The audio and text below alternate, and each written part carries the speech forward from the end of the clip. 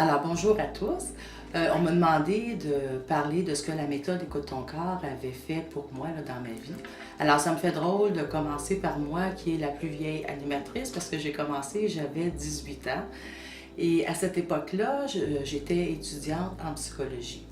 Alors, je cherchais un sens à ma vie. Je ne pouvais pas croire que la vie, c'était métro, boulot, dodo.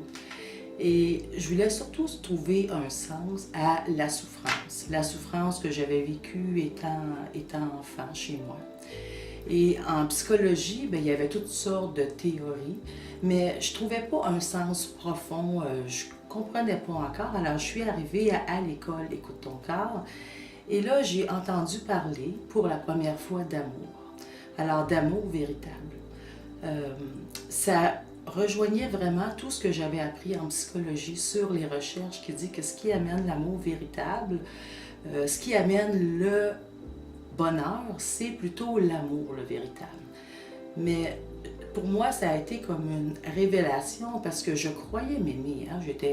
J'étais une jeune femme ordinaire finalement, mais je ne savais pas c'était quoi s'aimer véritablement.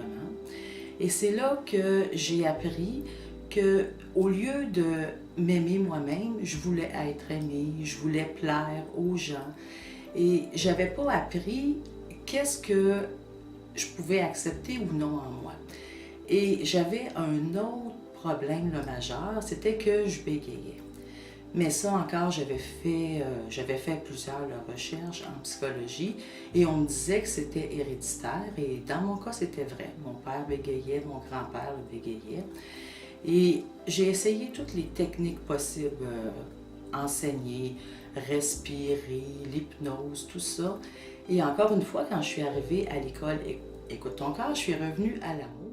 Alors, j'ai découvert que j'avais effectivement jugé mon père d'être trop hypocrite, selon moi, parce que lui osait pas le parler, et ma mère, qui était très spontanée, qui parlait beaucoup trop. Alors moi, finalement, je me jugeais quand je parlais pas, et je me jugeais quand je parlais trop aussi.